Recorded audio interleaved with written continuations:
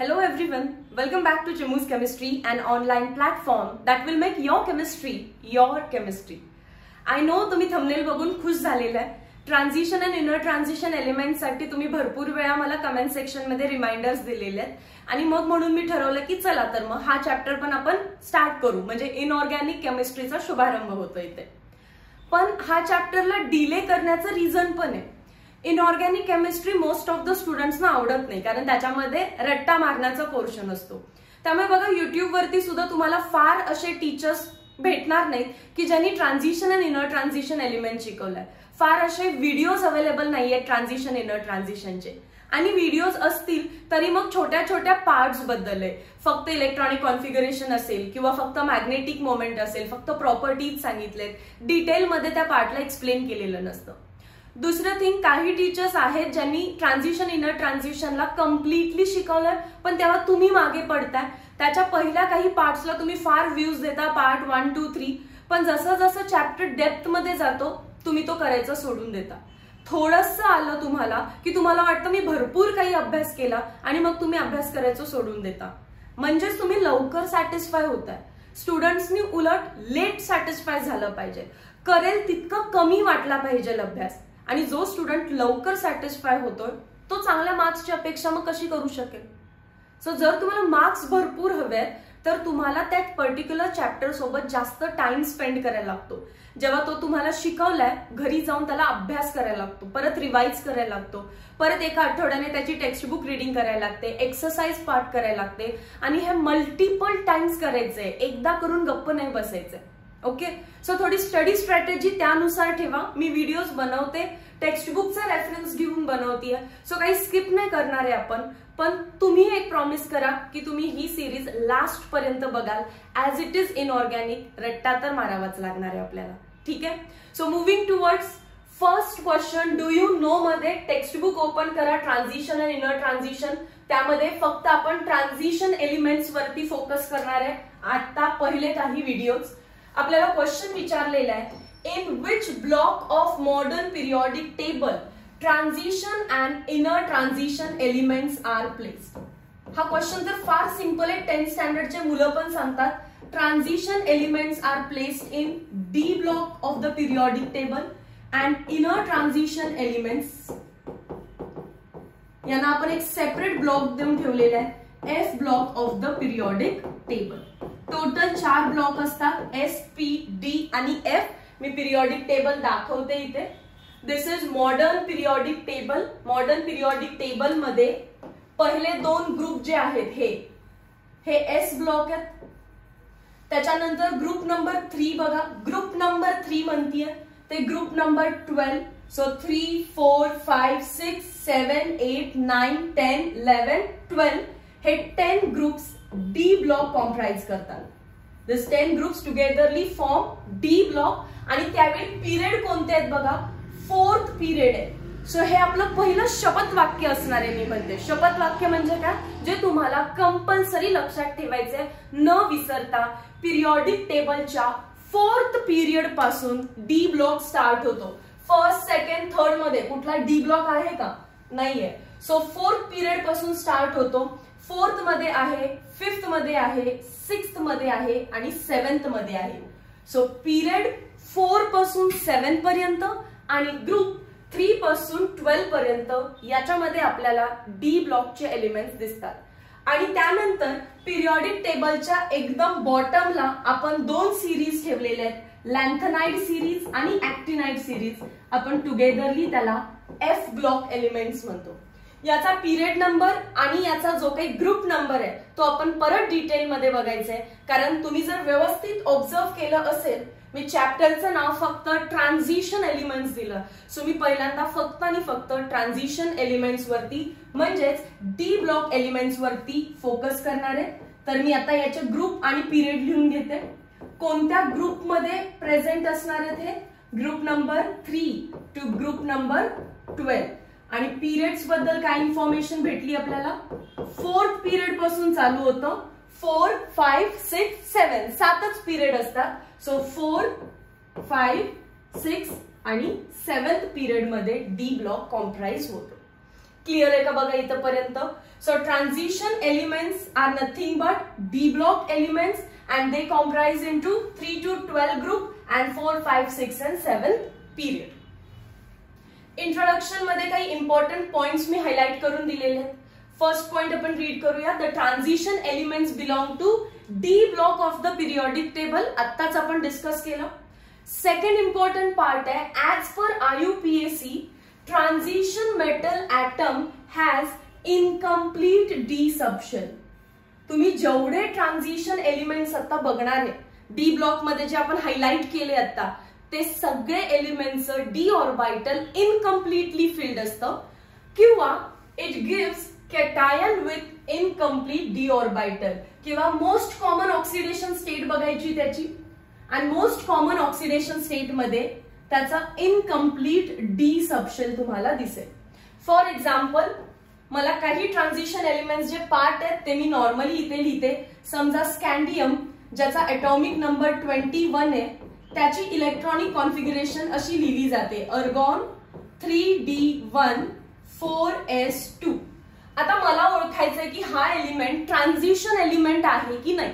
तर transition element आहे कारण त्याचं डी ऑर्बिटल मध्ये एकच इलेक्ट्रॉन आहे. डी म्हणजे असे 5 ऑर्बिटल्स एकत्र काढले की डी शेल बनते किंवा आपण त्याला सब शेल म्हणतो. सो डी सबशेल मध्ये 5 ऑर्बिटल असतात, 1 2 3 4 5, आणि एकच इलेक्ट्रॉन दिसतो. सो डी इनकम्प्लीटली फिल्ड असेल तर मी स्कॅन्डियमला ट्रान्झिशन एलिमेंट असं म्हणू शकते, राईट. किंवा ते म्हणतात, फॉर एक्झाम्पल जर आपण कॉपरचं एक्झाम्पल घेतलं ज्याचा ॲटॉमिक नंबर आहे 29, इलेक्ट्रॉनिक कॉन्फिगरेशन आणि ॲटॉमिक नंबर मी पाठ करून घेणार आहे तुमचं, सो तुम्ही त्याचा लोड घेऊ नका. हे इलेक्ट्रॉनिक कॉन्फिगरेशन तुम्हाला गिवन मध्ये आहे असं समजा, अर्गॉन 3D10 4s1. So copper transition element आहे की नाही हे आपल्याला ओळखायचंय. तर ट्रान्झिशन एलिमेंट आहे की नाही ओळखायचं असेल तर त्याच्या डी ऑर्बिटलकडे जायचं, डी सबशेलकडे जायचं, आणि त्याच्यामध्ये किती इलेक्ट्रॉन्स आहेत बघा. 5 ऑर्बिटल मी ड्रॉ केले आणि 10 इलेक्ट्रॉन्स दिसत आहेत. 1 2 3 4 5 6 7 8 9 10. डी तर कम्प्लिटली फिल्ड झालाय, पण त्यांनी पुढचे एक लाईन सांगितले, it gives cation with incomplete D. कॉपरची ऑक्सिडेशन स्टेट काय असते, मोस्ट कॉमन ऑक्सिडेशन स्टेट आहे कॉपरची +2. जर त्याच्या स्वतःकडे डी इनकम्प्लीट नसेल तर मग त्याच्या कॅटायनकडे आहे का बघा. +2 म्हणजे काय आहे, 2 इलेक्ट्रॉन्स निघून जाणार आहेत. सो एस मधून 1 जाणार आहे आणि डी मधून 1 जाणार आहे. तर इलेक्ट्रॉनिक कॉन्फिगरेशन त्याची बनते अर्गॉन 3D4s. 4s मधून 1 गेला 0 आणि 10 मधून 1 गेला. एकच का काढला, कारण कॉपर त्याच्या +2 स्टेट मध्ये जास्त स्टेबल आहे. मग आउटर ऑर्बिट मधून 1 इलेक्ट्रॉन काढला, अजून एक काढायचंय, मग इनर ऑर्बिट मधून काढला. 3D9 झालं. बघून समजत असेल 3D9 म्हणजेच डी इनकम्प्लीट आहे.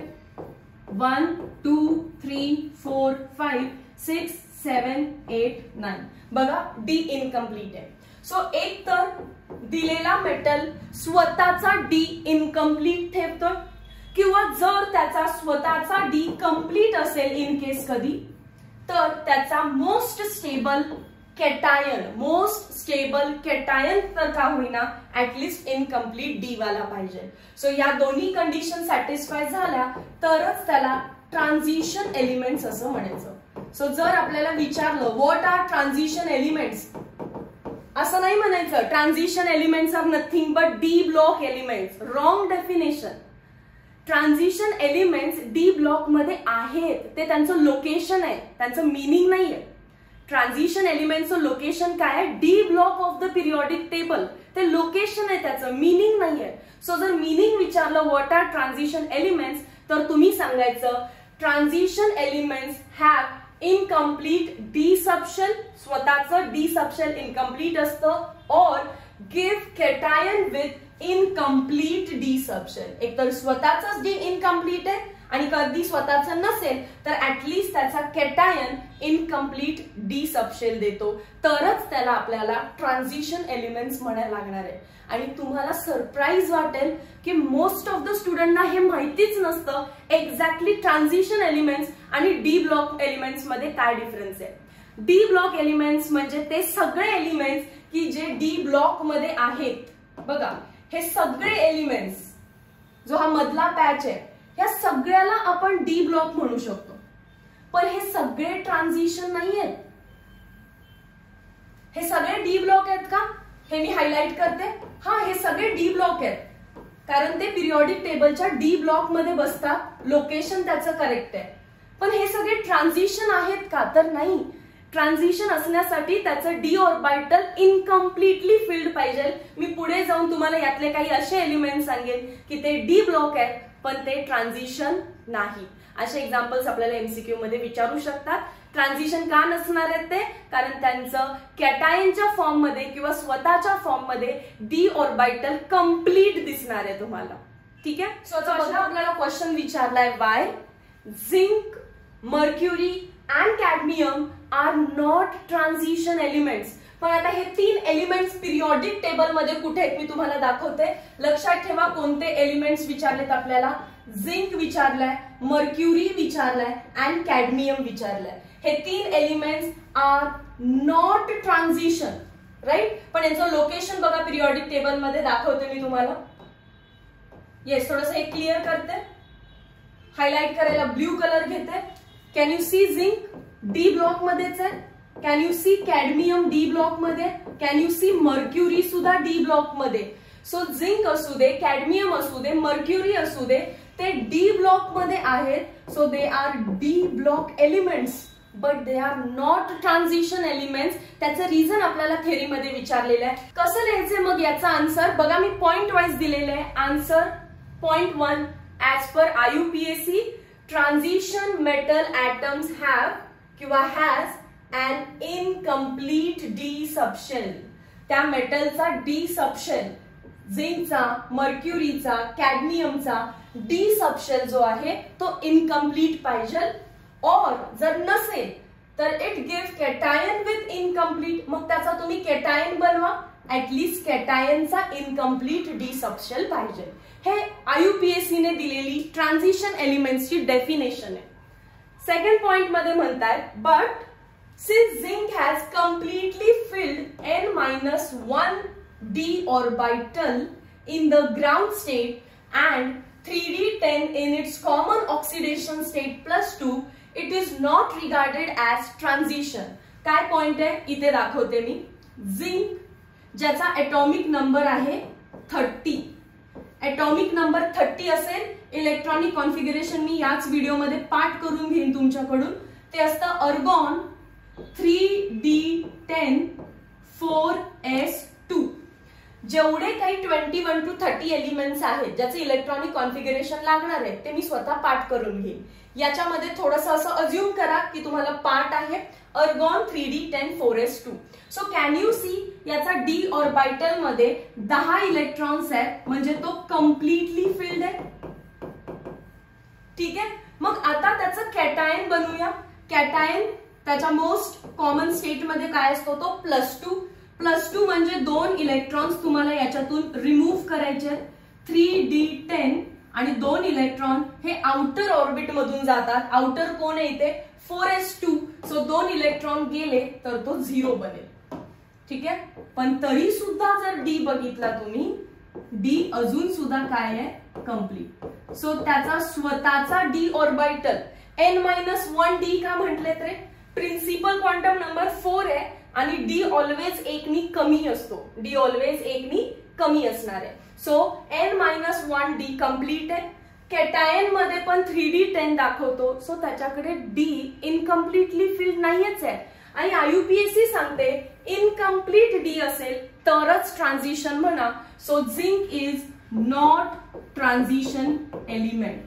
Zinc is not an transition element. आणि झिंकच्या खालीच बरोबर पिरियॉडिक टेबल मी आत्ताच दाखवला झिंकच्या बरोबर खाली कोण आहे कॅडमियम आणि त्याच्या खाली कोण आहे मर्क्युरी. सो ते सुद्धा असंच इलेक्ट्रॉनिक कॉन्फिगरेशन दाखवतात, ज्याचा कॅटायन ना तो स्वतः डी इनकम्प्लीट दाखवणार आहे, त्यांचं सुद्धा डी कंप्लीट असणार आहे. म्हणून खाली लिहिताय point number 3 on the same ground cadmium and mercury from 4D and 5D series are not considered as transition. जसा झिंक 3D सिरीज मध्ये, कॅडमियम 4D सिरीज मध्ये आणि मर्क्युरी 5D सिरीज मध्ये, म्हणजे एकाखाली एक आहे. सो त्यांचा सुद्धा डी हा कंप्लीट असणार आहे, पण आपल्याला कसा लागतो इनकम्प्लीट. सिंपल आहे आन्सर. समजलं तुम्हाला ट्रान्झिशन एलिमेंट्स आणि डी ब्लॉक मध्ये नेमका काय फरक आहे. त्या लोकेशनला जेवढे सगळे ते सगळे डी ब्लॉक आहेत, पण ट्रान्झिशन कोणाला म्हणायचं ज्यांचा डी इनकम्प्लिटली फिल्ड असतो. मग झिंक, मर्क्युरी आणि कॅडमियम हे 3 elements they are D block but they are not transition elements. समजलं इथपर्यंतचा पार्ट. एकदा समजलं असेल तर लाईक तो बनताय, पटकन लाईक करा आणि कमेंट सेक्शन मध्ये सांगा की तुम्हाला हे आधी माहिती होतं की नव्हतं. हे आन्सर तुम्हाला 2 मार्क्स मध्ये विचारू शकतात. सो या क्वेश्चनला पण इम्पॉर्टंट म्हणा. एक्सरसाइज मध्ये हा क्वेश्चन तुम्हाला दिसेल नक्कीच. ओके, चलो मूव्हिंग टुवर्ड्स नेक्स्ट पार्ट. आपला इंट्रोडक्शन वाला पार्ट चालू होता आणि त्या पार्ट मध्ये इंट्रोडक्शन मध्ये पुढे काय म्हणतायत बघा ते. याच्यामध्ये आपल्याला आता माहिती आहे की 4th पिरियड मध्ये डी ब्लॉक चालू झालेला. 4th पिरियड मध्ये आहे, 5th पिरियड मध्ये आहे, 6th पिरियड मध्ये आहे आणि 7th पिरियड मध्ये आहे. पण जितका पिरियड नंबर असतो त्याच्यापेक्षा एकनी कमी त्याची डी सिरीज असते. 4th पिरियड मध्ये 3D ऑर्बिटल भरतं, त्यामुळे it is called as 3D series. 5th period मध्ये असते 4D सिरीज. म्हणून तर आता एक आन्सर जिथे आपण बघितलं, दे सेड n-1D ऑर्बिटल. बरोबर ना. जर 4th पिरियड असेल तर प्रिन्सिपल क्वांटम नंबर 4 असतो. ठीक आहे, पण डी काय असतो एकनी कमी n-1. दॅट इज 4th मध्ये 3D, 5th मध्ये 4D, 6th मध्ये काय असणार आहे रे मग 5D भरत असणार आहे 5D सिरीज आणि 7th मध्ये असेल 6D सिरीज. सो अशा आपल्याकडे 4 सिरीज आहेत आणि त्या 4 सिरीजचे नाव आहेत 3D, 4D, 5D आणि 6D. आता ते स्टार्ट कुठे होतात ते विचारतात आपल्याला. 3D सिरीज स्टार्ट होते एटॉमिक नंबर 21 to 30. एलिमेंट्सची नावं दिलेली आहेत स्कँडियम टू झिंक आणि मोस्टली तुम्हाला 4th पिरियड मध्ये असणारी 3D सिरीज तोंड पाठ पाहिजे, तोंड पाठ. आणि त्याचं जे इलेक्ट्रॉनिक कॉन्फिगरेशन आहे ते आपण ह्याच लेक्चर मध्ये परफेक्ट करायचंय. त्यानंतर तुमचा त्यावरती कुठलाही क्वेश्चन चुकणार नाही ह्याची गॅरंटी माझी असेल. ठीक आहे. त्याच्यानंतर जो 5th पिरियड आहे ज्याच्यामध्ये 4D सिरीज असणार आहे त्याचं लोकेशन दिलेलं आहे बघा आपल्याला. एटॉमिक नंबर 39 पासून एटॉमिक नंबर 48 पर्यंत, म्हणजेच इट्रियम पासून कॅडमियम पर्यंत. कुठून कुठे yttrium that is by two cadmium CD आणि एटॉमिक नंबर 39 पासून पुढे 10 एलिमेंट असणार आहेत त्याच्यामध्ये. सो कुठेपर्यंत 48 पर्यंत. नेक्स्ट 6D आणि 7D मध्ये 6th आणि 7th पिरियड मध्ये मध्येच कुठेतरी F ब्लॉक यायला दिसणार. F ब्लॉक यायला लागलेला असतो. तुम्हाला मी दाखवते. थोडंसं पिंक कलर जर तुम्ही ऑब्झर्व केला असेल तर तो F ब्लॉकचा होता. अँड दॅट इज वाय इथे थोडंसं काही एलिमेंट्स तुम्हाला सोडावे लागतात. पिरियॉडिक टेबल मध्येच मी दाखवते तुम्हाला. या बॅक इथे बघा 6th आणि 7th पिरियड मध्ये हा जो पिंक बॉक्स दिसतोय हा एक एलिमेंट नाहीये. तर ह्या LA जिथे लिहिलेला आहे, हा LA जिथे लिहिलेला आहे त्या LA मध्ये ही अख्खी लाईन बसलेली आहे लॅन्थनाइड सिरीज. आणि हा जो AC दिसतोय तुम्हाला 7th पिरियड मध्ये, तिथे हा एकटा एलिमेंट नाही, हे 14 एलिमेंट्स बसलेले आहेत ऍक्टिनाइड सिरीज. सो 6th मध्ये भले आपला डी ब्लॉक लॅन्थॅनम पासून स्टार्ट होतो, पण लॅन्थॅनम नंतर हे परत घ्यायचे आहेत का नाही. लॅन्थॅनम नंतर हॉफमियम आणि मग पुढे हे एलिमेंट्स असणार आहेत. सो लॅन्थॅनम पासून मर्क्युरी पर्यंत एक्सेप्ट कोण नसणार आहे, सीरियम पासून ल्युटेशियम पर्यंत हे एलिमेंट्स नाहीयेत. हे मेन्शन करावं लागेल कारण तुम्हाला खाली दिसतात पण ऍक्च्युअल मध्ये पिरियॉडिक टेबल मध्ये ते इथेच बसलेले आहेत. म्हणून कसं वाक्य लिहिलं बघा, इथे रीड करा व्यवस्थित. ते म्हणतात की तो एलिमेंट स्टार्ट होतो, तो डी सिरीज स्टार्ट होतो लॅन्थॅनम पासून आणि एंड होतोय मर्क्युरीकडे. पण तुम्हाला कोणते एलिमेंट्स घ्यायचे नाहीयेत, कोणते एलिमेंट्स घ्यायचे नाहीयेत, सीरियम पासून ल्युटेशियम पर्यंत, LU पर्यंत. इथे पण दिलेलं आहे बघा, लॅन्थॅनम पासून मर्क्युरी पर्यंत without those from cerium to lutetium. ठीक आहे. आणि सिमिलरली खालच्या सिरीज मध्ये पण तेच होणार आहे. सो हे सुद्धा ऍक्टिनियम पासून स्टार्ट होणार आहे आणि एंड कुठे होतोय याचा, कॉपरनिशियम.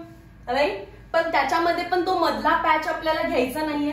कोणते एलिमेंट्स आपल्याला सोडायचे पिरियॉडिक टेबल मध्ये परत जाऊन बघा तुम्ही. मी इथून लिहिते थोरियम टू लॉरेन्शियम, थोरियम पासून लॉरेन्शियम पर्यंत. इथे पहा, थोरियम म्हणजे TH पासून LR लॉरेन्शियम पर्यंत आपल्याला हे एलिमेंट सोडायचे. नॉट LW, LR येतो, LR लॉरेन्शियम. सो तुम्हाला या 4 डी सिरीज समजले. 4th, 5th, 6th आणि 7th पिरियड मध्ये 4 डी सिरीज आहेत, 3D, 4D, 5D, 6D. या चॅप्टर मध्ये 3D सिरीजला जास्त फोकस केलेला आहे. मग तुम्ही पण तेवढंच लक्षात ठेवा, स्कॅन्डियम टू झिंक. पण आपण सीईटीचा अभ्यास करतो त्यामुळे आपल्याला हे पण माहित पाहिजे 4D चालू कुठे होणार आहे आणि एंड कुठे होणार आहे. तो चालू होतो इट्रियम, एंड होतो कॅडमियम. 5D सिरीज स्टार्ट होते लॅन्थॅनम, एंड होतीये मर्क्युरीला, except those from cerium to lutetium. आणि 6D सिरीज म्हणजे 7th पिरियड मध्ये पण काही पॅच आपल्याला सोडायला लागतो. ऍक्टिनियम मध्ये स्टार्ट होतो टू कॉपरनिशियम, पण सोडावा लागणारा पार्ट आहे आपल्याला थोरियम पासून लॉरेन्शियम पर्यंत. आणि जो पार्ट तुम्ही सोडलेला आहे तोच आपला F ब्लॉक आहे, इनर ट्रान्झिशन एलिमेंट आहे, म्हणून तो सोडला तुम्ही. ठीक आहे. चला तर मग पुढच्या पार्टला पोझिशन तर आपण ऑलरेडी पार्ट केलेली आहे. डी ब्लॉक किंवा ट्रान्झिशन बद्दल जर ते पोझिशन विचारतायत तर ग्रुप नंबर 3 पासून ग्रुप नंबर 12 पर्यंत, पिरियड नंबर 4, 5, 6 आणि 7 असे छानसे एस ब्लॉकच्या आणि पी ब्लॉकच्या मध्ये बसणारे आपले डी ब्लॉक एलिमेंट्स आहेत. डी ब्लॉक कुठे आहे, एस ब्लॉकच्या आणि पी ब्लॉकच्या बरोबर मध्ये आहेत. त्यामुळे सगळ्या ज्या त्यांच्या प्रॉपर्टीज असतील, जसं की इलेक्ट्रोपॉझिटिव्हिटी असेल, रिॲक्टिव्हिटी असतील किंवा दुसऱ्या कोणत्याही प्रॉपर्टीज असतील, त्या ग्रॅज्युअली एस पासून पी पर्यंत चेंज होत राहतात. हळूहळू हळू एस पासून पी पर्यंत ग्रॅज्युअल आपल्याला त्याच्यामध्ये चेंज दिसणार आहे. यात सगळ्या गोष्टी इथे लिहिलेल्या आहेत बघा. पिरियड नंबर दिसतोय, ग्रुप नंबर दिसतोय, 4 सिरीज सांगितलेल्या आहेत, एस आणि पी च्या बरोबर मध्ये आहेत म्हणून सांगतायत. आणि कुठलीही प्रॉपर्टी एस पासून पी कडे ग्रॅज्युअली चेंज होते बाया D block elements. Just for information part आहे हा. त्याच्यानंतर इथे 4D सिरीजचे, 4ही डी सिरीजचे एलिमेंट्स दिलेले आहेत. स्कॅन्डियम पासून झिंक पर्यंत, इट्रियम पासून कॅडमियम पर्यंत, लॅन्थॅनम पासून मर्क्युरी पर्यंत, एक्सेप्ट सीरियम टू ल्युटेशियम आणि ऍक्टिनियम पासून कॉपरनिशियम पर्यंत, एक्सेप्ट थोरियम पासून लॉरेन्शियम पर्यंत. ठीक आहे. लक्षात आलेल्या ह्या 4D सिरीज. रिपीट का करताय मॅम, तुम्हाला लक्षात येऊ दे म्हणून. ठीक आहे. डन. चला आता मी तुम्हाला एक शॉर्ट ट्रिक सांगते की आपल्याला नेक्स्ट लेक्चर मध्ये काय करायचंय नेमकं. ही सिरीज मला 2 पार्ट आहे. सचिनने टीनाला विचारले कलर म्हणजे फक्त काळा, निळा की झेब्रा. जर तुम्हाला ही मराठी मधली लाईन लर्न असेल तर तुम्हाला प्रत्येक एलिमेंटचे इलेक्ट्रॉनिक कॉन्फिगरेशन लिहिता येईल. सचिनने टीनाला विचारले कलर म्हणजे फक्त काळा, निळा की झेब्रा. पटकन लिहून घ्या ही लाईन. मी डिक्टेट करणार आहे, मी मराठीमध्ये कुठे लिहित बसणार नाहीये. ठीक आहे. पुढे जी 4D सिरीज आहे ती कशी लक्षात ठेवायची आहे बघा. या झाडाचे निंबू मोहनने टाकले, या झाडाचे निंबू मोहनने टाकले. मग काढले कोणी, टाकण्यासाठी आधी काढायला तर पाहिजेत ना. रुचा रोहन पॅडीने अग काढले. बघा किती सुंदर लाईन आहे. या झाडाचे निंबू मोहनने टाकले, मग काढले कोणी? रुचा, रोहन, पॅडीने अग काढले. 4D सिरीज पार्ट झाली आपली.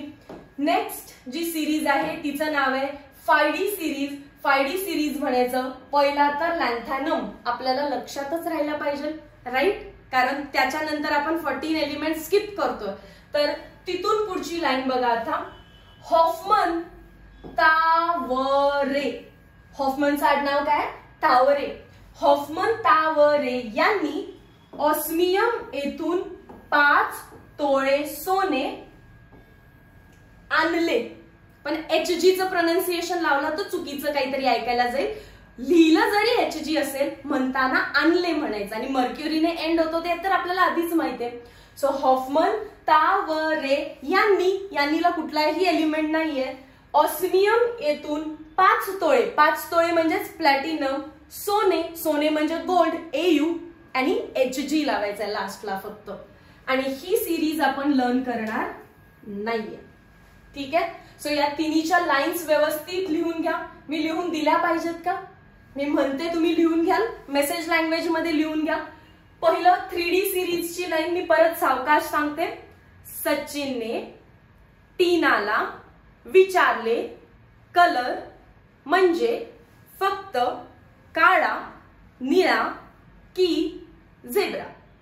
ओके, 1x ला बघा. दुसरी 4D सिरीजची लाईन घ्या.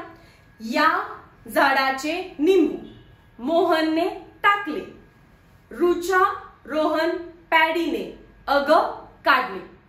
डन. पुढे 5D series. Lanthanum, Hoffman, Taware.